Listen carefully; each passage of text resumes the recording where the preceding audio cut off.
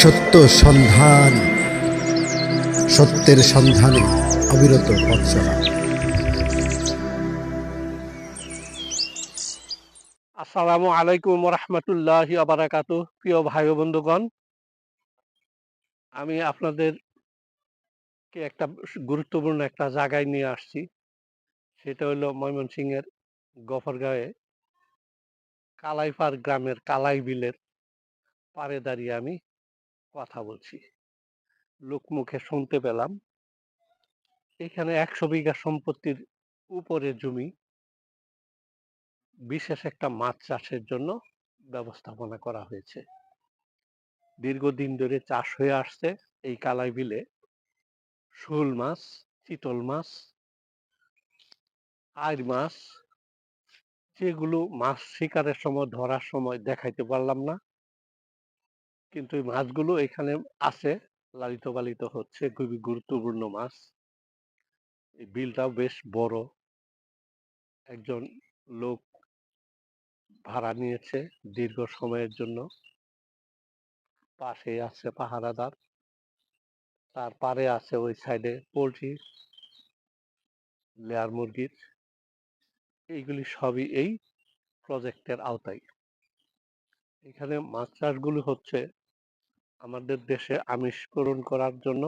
আমিষ পূরণ হচ্ছে এবং বিভিন্ন সময় সহযোগিতা নিয়ে থাকেন কৃষি, ময়মনসিংহ কৃষি বিশ্ববিদ্যালয় যে রয়েছে মৎস্য চাষ বিভাগের কর্মকর্তা কর্মচারীগণ সহযোগিতা পরামর্শ ক্রমে এই প্রজেক্টটা পরিচালিত হচ্ছে।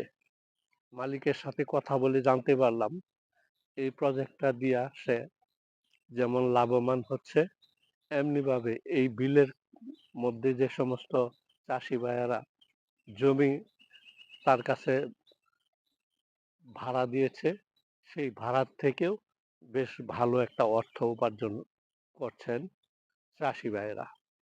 সেই দিক থেকে চাষি ভাইরাও খুব খুশি এবং যিনি মৎস্য চাষ শুরু করছেন তিনিও খুব ব্যক্তিগতভাবে লাভবান হচ্ছেন।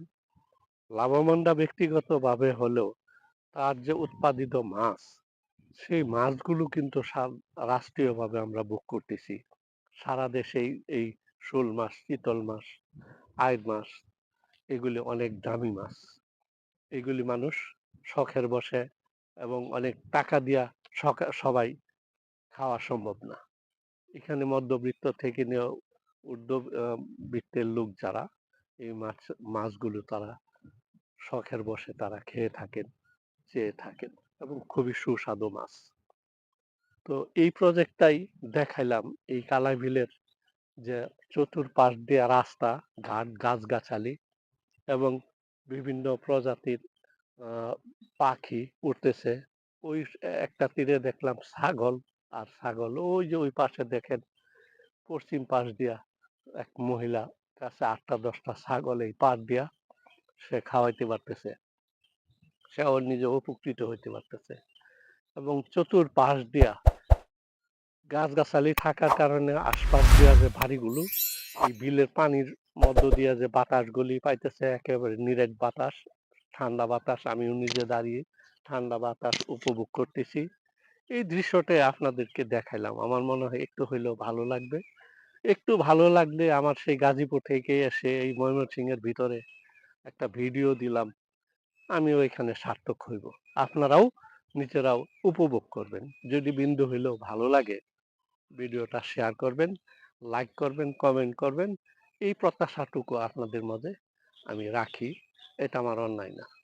তাহলে আমি আপনাদের মাঝে মাঝে মধ্যেই একটু ভিন্নধর্মী ভিডিও দেওয়ার চেষ্টা করব। আল্লাহ হাফেজ। দেখা হবে আরো বিভিন্ন ফিশারি খামারে। সেই আশাবাদ নিয়েই ঘোরাফেরা করতেছি ময়মনসিংহের ভিতরে। আল্লাহ হাফেজ, ভালো থাকুন।